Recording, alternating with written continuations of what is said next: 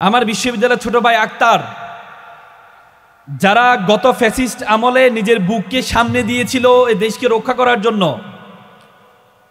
তাদেরকে ডিম নিক্ষেপ করা হয়েছে। তার মানে আমরা ফ্যাসিস্ট সরকারকে উৎখাত করেছি, কিন্তু ফ্যাসিজম আমাদের মনের মধ্যে এখনো আছে, সেটি দূর করতে আমরা পারিনি। সেখানে স্লোগান দেখতে শুনেছি আমরা, খুব দুঃখজনক হলো সত্য, this is matter to regret, যে জুলাইয়ের সন্ত্রাসী বলা হয়েছে। তার মানে যারা 2000 শিক্ষার্থীদেরকে হত্যা করেছে, তাদের মধ্যে কোনো ধরনের অনুতাপ আমরা দেখি না। সেটি আমাদের জন্য দুঃখজনক হলো সত্য।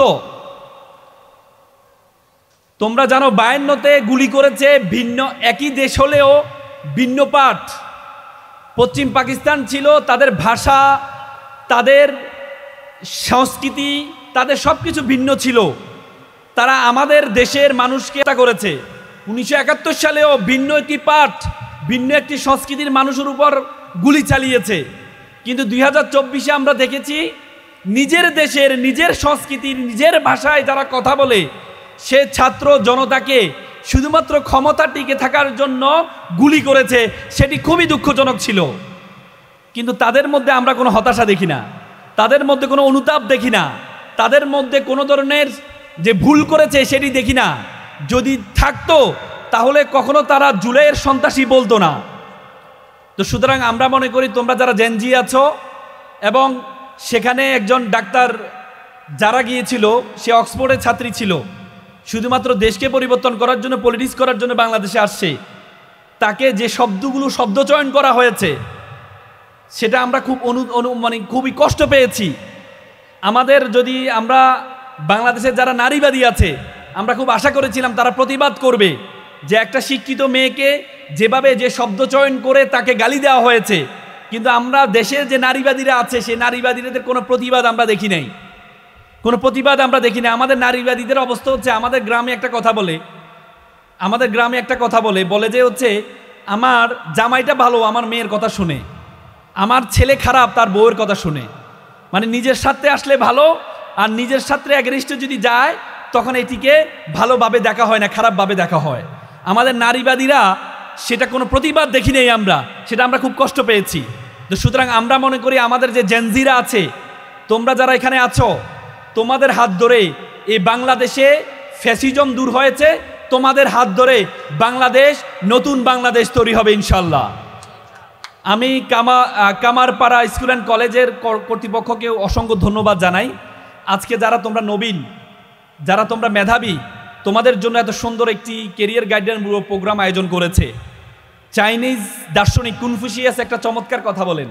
তিনি বলেন, তুমি যদি 1 বছরের ফলাফল চাও তাহলে তুমি মাছ চাষ করো, তুমি যদি 10 বছরের ফলাফল চাও তাহলে তুমি গাছ রোপণ করো, আর তুমি যদি 100 বছরের ফলাফল চাও তাহলে তুমি মানুষ চাষ করো।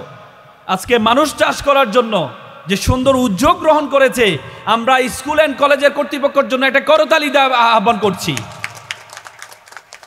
আমি খুব ধন্যবাদ জানাচ্ছি তোমাদের স্কুল অ্যান্ড কলেজের সম্মানিত চেয়ারম্যান জনাব সুরুজ্জামান ভাইকে। উনি বহুদিন ধরে আমাকে নক দিচ্ছিলেন, বলে যে আমাদের স্কুল অ্যান্ড কলেজে একটা প্রোগ্রাম করতে চাই, বহুদিন ধরে। আমি খুব অবাক হয়েছিলাম, ব্যক্তিটা এত নরম মনের একজন মানুষ। মানে ওনার চেষ্টা হচ্ছে ওনার স্কুল অ্যান্ড কলেজকে পরিবর্তন করা। উনি আমাকে বহুদিন ধরে নক দিচ্ছিলেন যে আপনি যে কোনো দিন একটি আমার প্রতিষ্ঠানে একটু আসেন। কিন্তু আমি দেখেছি ওনার যে আগ্রহ উদ্দীপনা, আমি ওনার আগ্রহ উদ্দীপনাকে মানে ইগনোর করতে পারিনি। আমি ওনার জন্য যদি বলতে হয়, ছোটবেলা একটা কবিতা পড়েছিলাম যে তুমি চেয়েছিলে জানতে কেন এত ভালো লাগে তোমাকে। আমি বহুবার উত্তর খুঁজেছি, ওনাকে কেন ভালো লাগে তার উত্তর আমি এখনো পর্যন্ত খুঁজে পাইনি। তোমরা পেয়েছো কিনা? ভাইয়ের জন্য এটা করতালি হবে না? আমি আজকে তোমরা যারা এখানে আছো, নবীন যারা আছো, স্কুল জীবন শেষ করেছো, তোমরা কলেজ জীবনে আসছো। দেখো, একটা দার্শনিক বলেছেন যে বড়দের কথা তোমরা কেন শুনবা। বলা হয় যে বড়দের কথা তোমরা এই জন্য শুনবা কারণ বড়রা তোমাদের বয়সটা পার হয়ে গিয়েছে, তারা জানে তারা কি ভুল করেছে, তারা জানে তারা কি ভালো কাজ করেছে, এই জন্য বড়দের কথা শুনতে হয়। সে বড় ভাই হিসেবে তোমাদেরকে আমি কিছু কথা বলবো। দেখো, you must mind it, this is the beginning. You must mind it, this is the very very beginning of your life. তোমাদের জীবন মাত্র শুরু হয়েছে। তোমরা স্কুল শেষ করেছো, কলেজে কলেজে আসছো, মনে রাখবা this is a very essential time of your life, very crucial time of your life. এখন তোমরা বলতে পারো যে ভাইয়া খুব গুরুত্বপূর্ণ সময়, এটা খুব গুরুত্বপূর্ণ সময়, এই শব্দটা বহুবার শুনেছি জীবনে। যখন ক্লাস 5-এ পড়ি, 5 বছর শেষ করে যখন পিএসসিতে আসছি, তখন মা বলেছে খুব গুরুত্বপূর্ণ পরীক্ষা তোমার জীবনে। মার কথা বিশ্বাস করে খুব গুরুত্ব সহকারে পরীক্ষাটা দিয়েছিলাম। সেই সময় A+ পেয়েছিলাম। A+ পাওয়ার পর ভাবলাম আর মনে হয় গুরুত্বপূর্ণ সময় নেই। 3 বছর যাওয়ার পর JSC পরীক্ষা যখন আসলো, তখন মা বললো it's a very important time for your life, very important exam for your life. তারপরে মায়ের কথা বিশ্বাস করলাম, বিশ্বাস করি JSC পরীক্ষা দিয়েছিলাম, সেখানেও A+ পেয়েছিলাম। ভাবলাম এখানেই শেষ।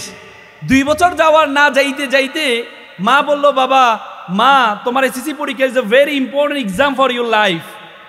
তারপরে হতাশ হয়ে বিশ্বাস করলাম মায়ের কথা, শিক্ষকের কথা, এটা ইম্পর্টেন্ট সময়, মেনে নিলাম। মেনে নিয়ে SSC পরীক্ষা দিলাম, A+ও পেলাম।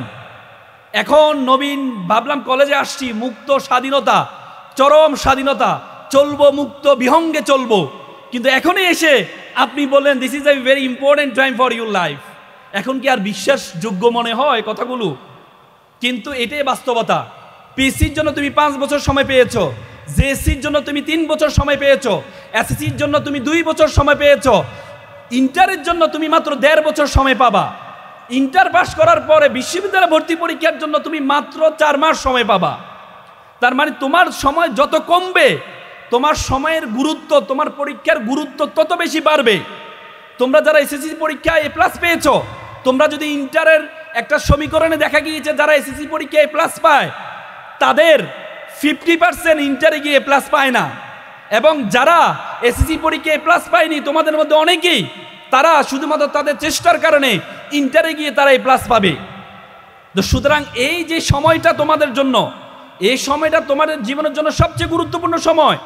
তোমার ইন্টারের পরে, ইন্টার পাস করার পরে তুমি যখন বিশ্ববিদ্যালয়ে ভর্তি হবা, দেখবা তোমার বিশ্ববিদ্যালয়ে একজন শিক্ষার্থী, তোমার বন্ধু যে তোমার পাশে বসে আছে, তার চেয়ে তোমার পার্থক্য হয়ে যাবে ডাবল থেকে ট্রিপল, প্রচুর পার্থক্য হয়ে যাবে। আমি একটা এক্সাম্পল দিই তোমাদেরকে। একবার একটা শিক্ষক, একটা ব্যাংকের একজন দারোয়ান, সে ম্যানেজারকে বলে স্যার আপনিও 9টা থেকে 5টা পর্যন্ত সময় দেন, আর আমি সময় দিই সকাল 8টা থেকে সন্ধ্যা 7টা পর্যন্ত। আমার বেতন হচ্ছে মাত্র 5,000 টাকা, কিন্তু আপনাদের একজন কর্মচারীর বেতন যে আমার মতো, আমার চেয়ে কম সময় দেয়, তার বেতন 30,000 টাকা কেন? এটা কি এটা বৈষম্য না? বৈষম্যহীন সমাজে এই বৈষম্য তো ঠিক না স্যার। তখন তিনি তাকে বোঝানোর জন্য বলল যে এক কাজ করো, তুমি উত্তরা থেকে যাত্রাবাড়ি যাবা, এখানে আমাদের একটা ফার্ম আছে, গরুর ফার্ম আছে, সে গরুর ফার্মে তুমি দেখে আসবা কয়টা গরু আছে। পরবর্তী তাকে বললো এটা, পরবর্তীতে যিনি অফিসারকে বললো তুমিও গিয়ে দেখে আসো কয়টা গরু আছে। তো পরবর্তীতে যে কেয়ারটেকার দারোয়ান, উনি দেখে আসছেন যে গরু হচ্ছে 25টা আছে। উনি খুব দ্রুত গেলেন, দৌড়াই গেলেন, ওই যে অফিসারের আগে চলে আসলেন, এসে বললেন স্যার গরু কয়টা? গরু তো 25টা আছে। আচ্ছা ঠিক আছে, গরু 25টা, আচ্ছা গরু 25টার মধ্যে সাদা কয়টা, লাল কয়টা? সে স্যার এটা তো জানি না। স্যার ঠিক আছে, তাহলে আমি একটু জেনে আসি। আবার সে গেল, যাত্রাবাড়ি গেল, গিয়ে আবার জেনে এসে বলে স্যার সাদা হচ্ছে 10টা আর 15টা হচ্ছে লাল। বললো যে সেখানে অসুস্থ কয়টা, সুস্থ কয়টা? বলে স্যার সেটা তো দেখি নেই। তখন বলে স্যার ঠিক আছে আমি আবার একটু যাই। আবার সে গেল, গিয়ে দেখলো যে অসুস্থ হচ্ছে 15টা আর সুস্থ হচ্ছে 10টা। এসে বলে স্যার অসুস্থ হলো 10টা, সুস্থ হচ্ছে 15টা। এ করতে করতে তার সারাদিন শেষ। আর অফিসারকে ডাকলো, তখন তার দিন শেষ হওয়ার অফিসারকে ডাকলো, এই আসো। বলে তুমি কয়টা গিয়েছে? বলে স্যার আমি 9টা গিয়েছিলাম, 10টা আবার ফেরত আসছি। বলছে গরু কয়টা? বল গরুতে হচ্ছে 25টা। সাদা কয়টা? সাদা 15টা। লাল কয়টা? 10টা। সুস্থ কয়টা? এতটা সুস্থ, এতটা অসুস্থ।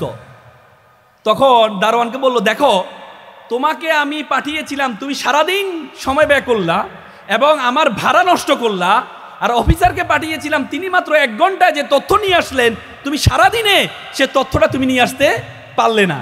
এজন্য আমি ওনাকে এত বেতন দিই আর তোমাকে তার 1/3 বেতন দিই। তার মানে শিক্ষার যে গুরুত্ব, নলেজের যে গুরুত্ব, তোমার আজকে যে বন্ধুরা তোমার সাথে বসে আছে, আগামী 5 বছর পর তোমার আর তার যে পার্থক্য তৈরি হবে, সে পার্থক্যটার আকাশ পাতাল পার্থক্য তৈরি হবে। সেটা শুধুমাত্র শিক্ষার কারণে।